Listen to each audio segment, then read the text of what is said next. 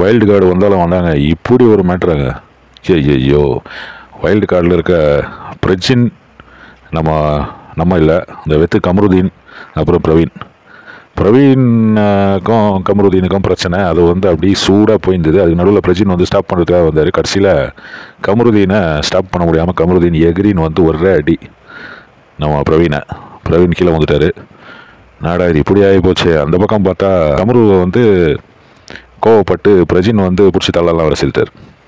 ஐயோ என்னடா இது இப்படி ஆகி போச்சே, உண்மையிலேயே சண்டை போட்டுக்கினாங்களே, இப்படி அடிச்சிட்டானே, அவ்வளோதான் EVP லிமிட்டு. பூந்தமல்லியில் வந்து கேஸு பிரவீன் வேறு கேஸ் கொடுத்தான்னா பெரிய விஷயமாயிடும். இல்லைனாலும் இது மேன் ஹேண்ட்லிங் கேஸ் தான். பிக் பாஸ் ஷூட்டிங்கே நின்றுன்ற லெவலுக்கான ஒரு கேஸ் இது. ஒரு ஆள் அடிச்சிட்டாங்கன்றது. இப்படி நான் யோசிச்சுட்டு இந்த வீடியோவை பார்த்துனே இருக்கிறேன். இந்த 3 முட்டா பயலுங்களும் கன்ஃபெஷன் ரூமில் போயிட்டு ஹேன்னு சிரிச்சுன்னுக்கிறானுங்க. இது ப்ராங்காங்க. இது வந்து என்ன சொல்கிறது, ஷோ வந்து ரொம்ப சுவாரஸ்யம் இல்லாமல் போகுது. சும்மா பாட்டு டான்ஸன் மட்டும் போகுது. அதில் ஃபைட்டு கூட இன்க்ளூட் பண்ணால் எப்படி இருக்கும்ன்ட்டு பண்ணாங்களாம். ரொம்ப டேஞ்சரான ஆளுங்களாக இருக்கிறீங்களப்பா நீங்கள். இவ்வளோ தத்ரூபமாக ஒரு ஃபைட் சீனை சினிமாவில் கூட பார்க்க முடியாது. அவ்வளோ நல்லா பண்ணாங்கன்னு தான் நான் சொல்லுவேன். ஆனால் அது கொஞ்சம் ஓவராக போச்சு. இந்த ஃபைட் சீனை வந்து ப்ரமோட் பண்ண மாட்டாங்கன்னு தான் நினைக்கிறேன். விஜய் சேதுபதி வந்து அவருடைய ஃப்ரெண்டையே காரி துப்பத்துக்கான வாய்ப்பு இருக்குது. இந்த 3 முட்டாளுங்க உட்காந்து கதை பேசினுக்கிறானுங்க.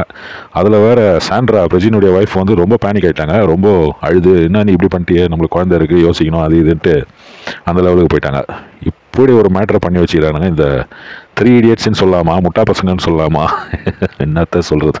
ஆனால் ஒரு ஷோ வந்து டாக் ஆஃப் த டவுன் ஆகுறது அப்படின்றது இப்போ தாங்க ப்ரூவ் பண்ணுறாங்க பிக் பாஸ். இவ்வளோ நாள் அசிங்கப்பட்டு நின்ற அந்த ஷோ இப்போ இந்த ஒரு சீன் கூட ஆனபோது வேறு லெவலுக்கு போயிடுச்சுன்னே சொல்லலாம்.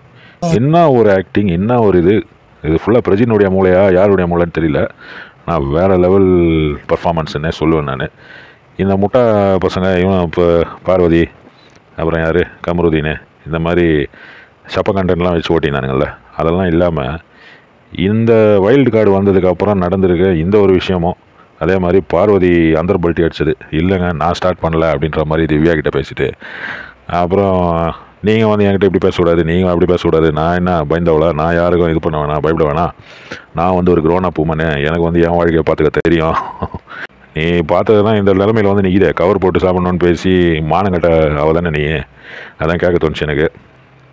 அந்த விஷயம்லாம் பற்றி பேசலான்னு யோசிச்சிக்கினே இருக்கும்போது தான் இந்த ஒரு மேட்ரு நடக்குது. சரி, இந்த மேட்ரையும் சேர்த்து பேசிடலாமேன்னு பேசினேன். ஷோ பார்ப்பீங்கன்னு நினைக்கிறேன். ஷோ பாருங்கள், சூப்பராக போயினுக்குது, வேறு லெவலில் இருக்குங்க பிக் பாஸ் இந்த வருஷம். ஸ்டார்டிங் 25 நாள் வேஸ்ட்டாக போனாலும் வெளியில் எல்லோரும் காரி துப்புனதுனால அவங்களுக்கு நல்லா உரைச்சிருக்கு போகுது. பிக் பாஸ் டீமே மாற்றிட்டாங்களா இல்லை அதே டீம் தானான்னு தெரியல. இதுவும் ஒரு ஸ்ட்ராட்டஜி அப்படின்னு வானுங்களோ.